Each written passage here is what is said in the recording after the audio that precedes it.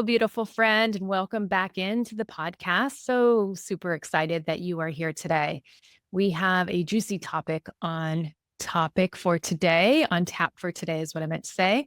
And that is we're going to focus in around shame.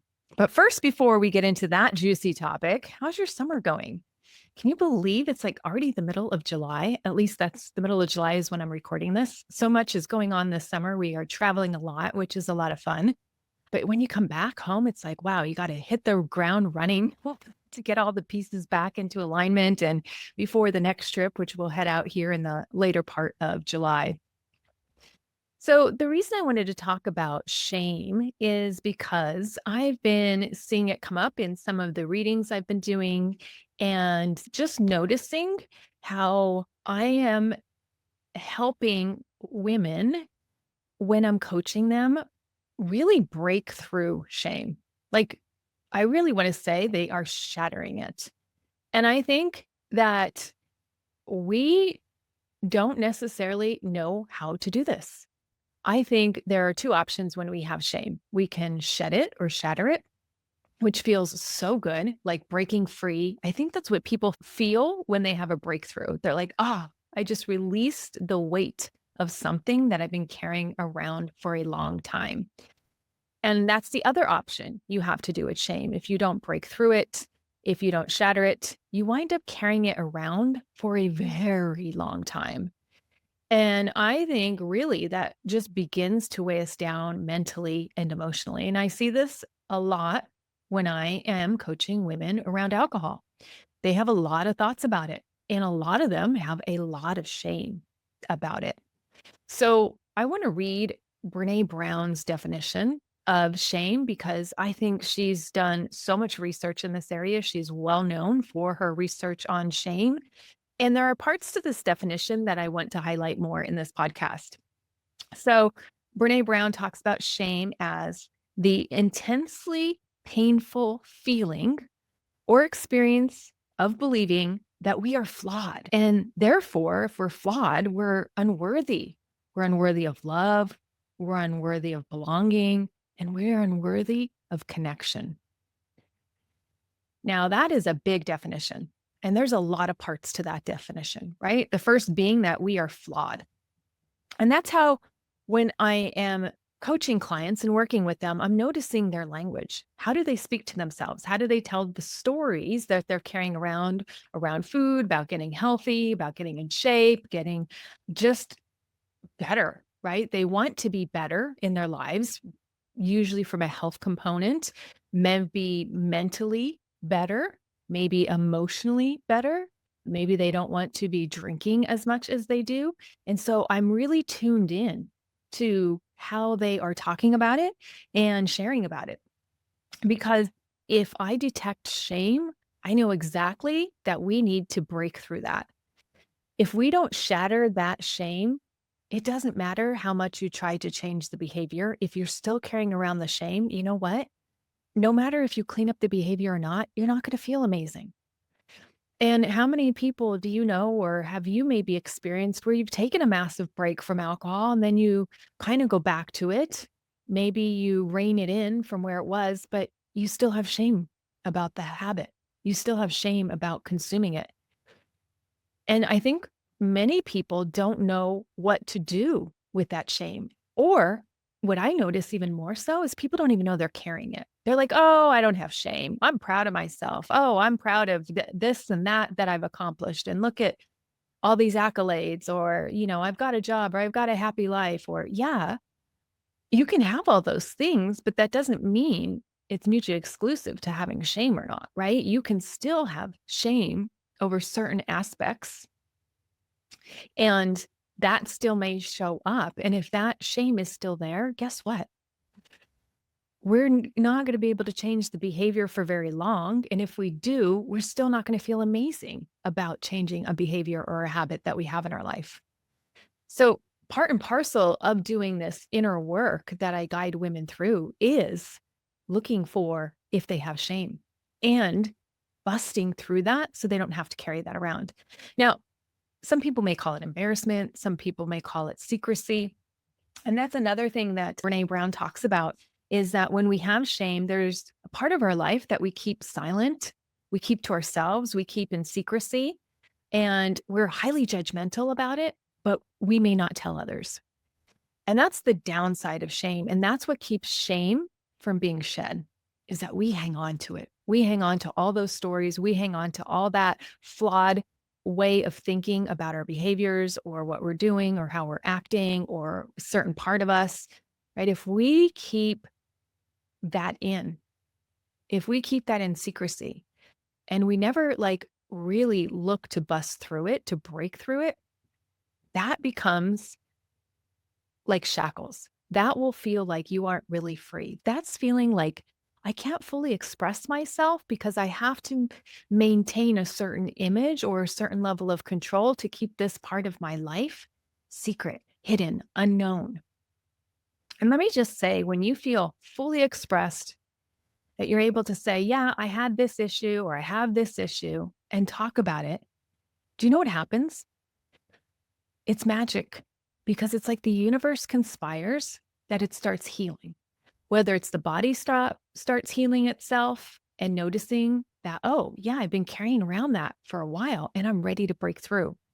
Oftentimes, when we say it out loud, the universe conspires to like bring us people to help us through that shame, right? We might have a coach, we might have a therapist, we might have a conversation that kind of says, okay, now you can release that shame. But here's what I find a lot of people do with their shame is they don't want to look at it. They keep burying it down. They drink it down with alcohol. They push it down with, I just need to get through the day and I just need to keep this job and I just need to keep my head down and I'm going to just be ultra productive and keep myself busy so this doesn't pop up. But then the moment they take a break and they're supposed to relax and be on vacation, whoop, their brain goes to that part again. They're like on vacation and all of a sudden they're drinking more. And it's like, oh, am I drinking more because I'm having fun or am I drinking more because I'm like wanting to suppress a part of me that doesn't feel good enough? Maybe we don't feel worthy to take that vacation. Maybe we don't know how to relax because we've just been on go mode all the time. And honestly, some women do come to me. They're like, I don't know how to relax. And I feel a little embarrassed by that. That's shame, right? Especially if they're not able to notice that or talk about that with others. That's that hidden secrecy. And everything that we keep in secret can tend to gnaw at us over time, where it just makes the shame grow. And then there's the shame cycle, right? What do we do with the shame? What are behaviors that we do when we feel ashamed of who we are, or how we think, or how we're showing up in the world? What are we doing to suppress and get rid of that feeling? Because a lot of us will want to numb that feeling. Numb it through alcohol, numb it through food, numb it through always scrolling, having to be constantly busy, having to overwork, right?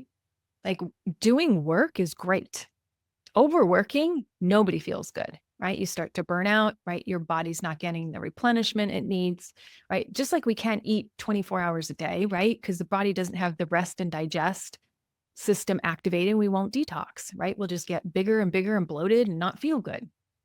And so it's really, really so key, especially as I find, as I coach a lot of women around alcohol, is that you learn to shatter that shame. And most people don't know how to do that. It's a process. It is certainly a process, and it's a process I walk my clients through because it feels amazing to bust through shame on the other side. Amazing. What I find a lot of people will do is they will actually feed the shame. I have some women that go through and work with me and they'll notice how they're talking to themselves and I'll say, wow, that's very shaming language you have. And they'll notice like, oh my gosh, I've been talking to my loved ones that way. I've been parenting that way, right? Anytime we were talking about, hey, you should do this, you should do that, or you shouldn't feel that way, right? I remember a mom telling her daughter like, oh, you shouldn't feel that way when so-and-so says that, or you shouldn't talk to somebody like that, right? When you say that, you're actually shaming that person because they've already done it or they've already felt it or they've already thought it. And now you're telling them that that's invalid.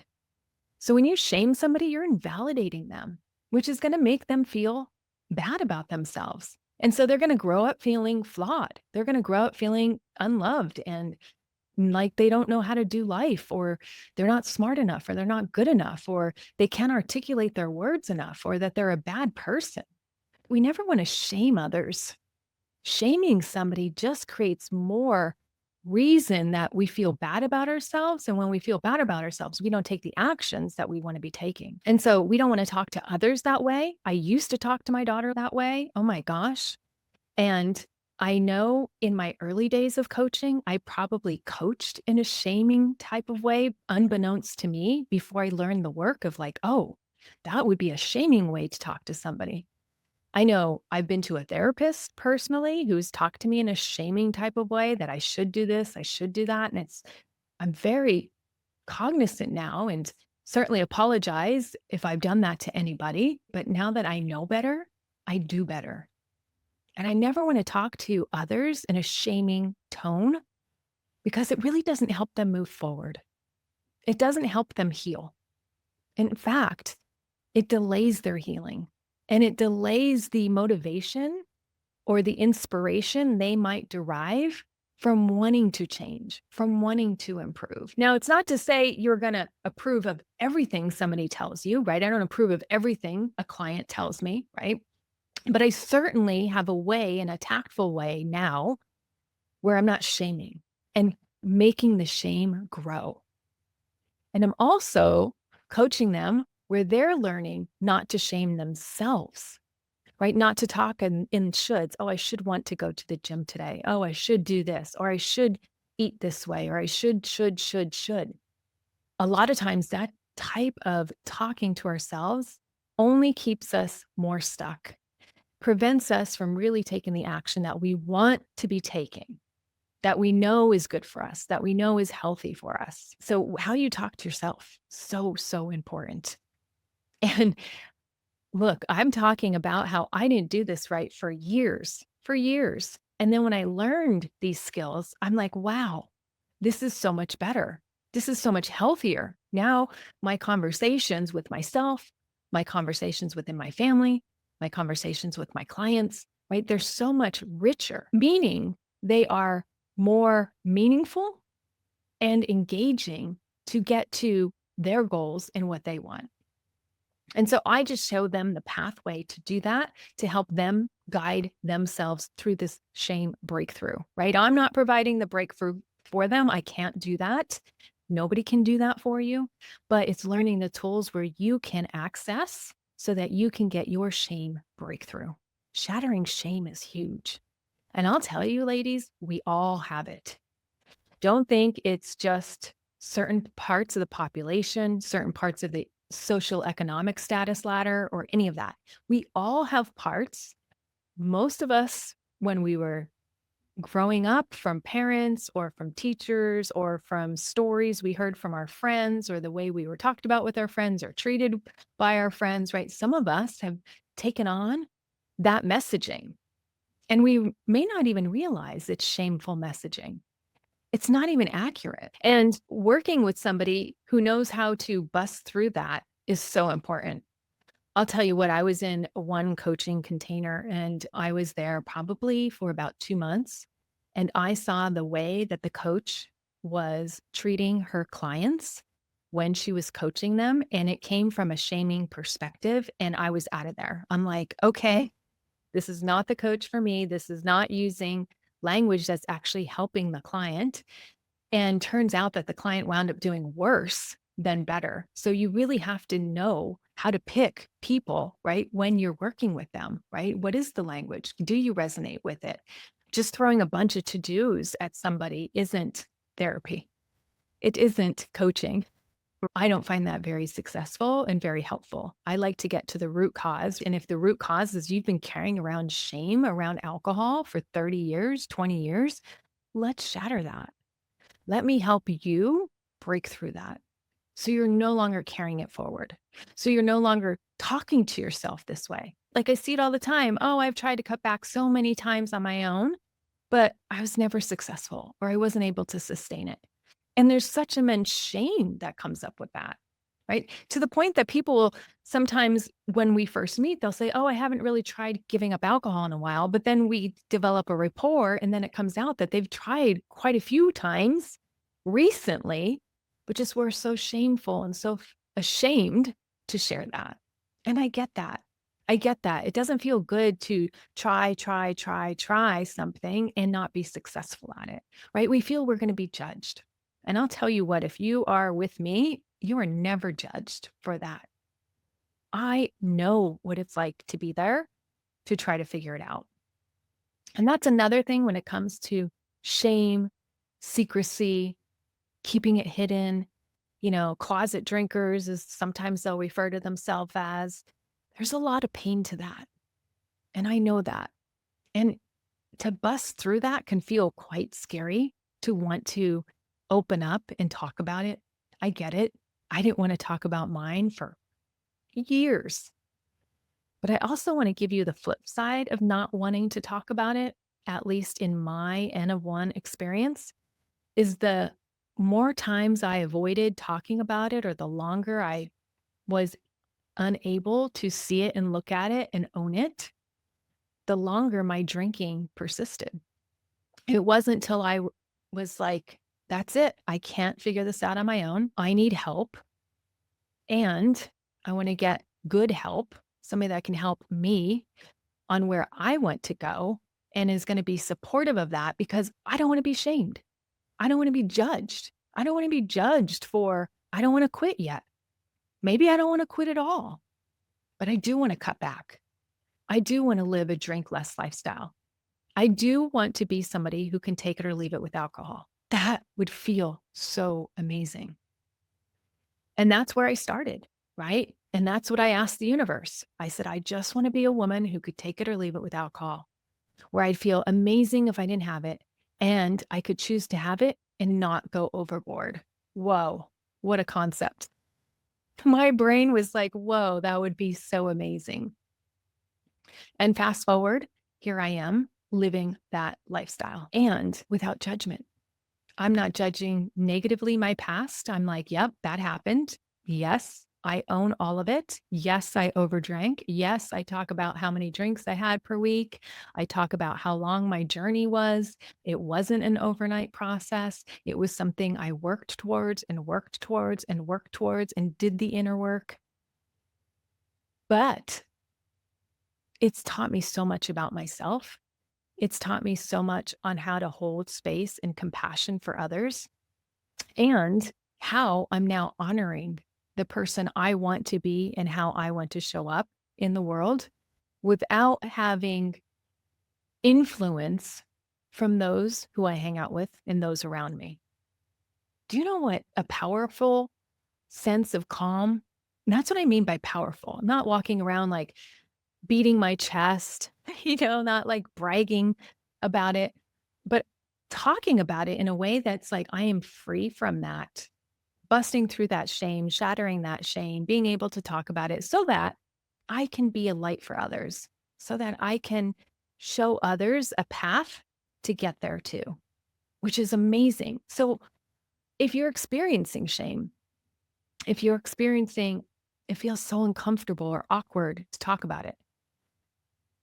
And some of the people that I've worked with who feel the most awkward about it are other therapists and people in addiction counseling. They're like, well, if I'm doing this for a living, why do I have this condition? Why do I have this issue? Right. And I just want to say, maybe there's something to be learned from that. And that shame, once you get through it and once you bust through it, helps you on the other side. I think the reason I'm able to be non-judgmental, I'm able to hold space, able to be loving, right? Is because I've been on the other side and I know what that feels like. And that didn't feel good, nor did it transform me. The more judgmental I was on myself, the more self-hate or inner critic I had on myself, the more the wagging finger, I talk about the wagging finger syndrome inside my programs, the more I did that, the less I wanted to move towards who I wanted to be in my future self. And the more I stayed stuck with who I thought I was. And who you are today doesn't necessarily mean that's the person you're going to be tomorrow. And in fact, where my brain is at now and who I am now, I hope I'm more way more evolved by December and way more evolved by next year. I want to keep growing. I want to keep diving into like, what is next? How can I evolve to where I have more freedom and less attachments to things that don't bring me full, true joy? And I think that's a beautiful process. And I'm not sure we're ever done. And that is exciting to me because we get to continue to evolve and grow and become that next version of us. And for me, I wanted to become that woman who can take it or leave it. And if that's what you want, I want to help you become the person who can take it or leave it with alcohol. It is an amazing feeling to break free from any secrecy, any shame, anything that you're hiding, and be free of that. And with that, I wanted to leave with this quote that I have on my little calendar. I love quotes. I surround myself with them, positive, uplifting quotes. I think it's beautiful to have inspiration throughout your day sprinkled in your environment. And this one rang true to me. It's not necessarily about shame, but indirectly, I think it is. And it says, facing facts is more effective than running from shadows. I really want to think about that, right? Think about that. Facing facts is more effective than running from the shadows. So when you're suffering by yourself in secrecy with some feelings of unworthiness, or I'm not good enough, or I don't know why I can't figure this out, or gosh darn it, why am I doing this to myself, right? All of those shaming conversations in your head, right? That to me is running. It's running away. It's pushing away. You think it's helping by asking these questions, but do those questions really leave you feeling at peace and empowered to do something different? Absolutely not. They feel terrible. They actually would lead me back to the fridge to get another glass of Chardonnay, right? They wouldn't lift me up to say, oh, wait, I'm ready to change and evolve and move on from this. It's only when I started facing the facts. It's only when I said, okay, this is beyond me. I need to reach outside of me to get help. And when I looked out there in the ethos for help, I saw a lot of sobriety things. And that wasn't appealing to me at the moment and at the time. That's not where I wanted to go, was total sobriety. I wanted a drink less lifestyle. And so that's what I created. So that's to show you sometimes your pain becomes your next creation. What you struggled with so much was something that I took as a pain point and made it into a beautiful program for helping others to get over this issue, to make sure that this is handled in a way with self-care, self-love, busting through the shame so that you come out the other side feeling amazing. And when you feel amazing, you want to sustain it. No doubt, right? So a pain point in your life now doesn't have to be a pain point forever. And it could come out the other side where it's a beautiful thing. You know, I've had moms in my program cure, as they like to say, and I like to say, because I think you can cure this. I might be at odds with some people out there and the way they think, but I totally think I'm cured. I totally think people are cured, right? That they don't need to go back to alcohol. They cure themselves. And guess what? When they change their drinking, their daughter's drinking changes, their son's drinking changes, their significant other's drinking changes, right? We become that light for others. So they're like, wow, I poured so much into myself. It may have felt selfish because I felt like maybe I should have focused on their drinking instead of my drinking. But listen, when you pour into you, that is a strong signal you are sending to other people who know you deeply that this is a problem and you are doing your best to overcome it. And you're resourcing yourself to do that. You're reaching outside of yourself to do that. And it gets them thinking about, wow, maybe I can do that for me. You're giving them permission to take care of themselves when you take care of yourselves, when you take care of yourself. This is what I find too when I start exercising or somebody in my family starts hitting the gym a little bit more. The other one of us, it's not competitive. It's like, oh, they're taking care of themselves. Oh, they're eating better. Oh, they're getting, my daughter's just right now over the summer tracking her protein. I'm like, oh, I'll track mine too. Right? It's like this oh, let's partner together because doing something like that to invest in our health can be fun, can be a fun activity.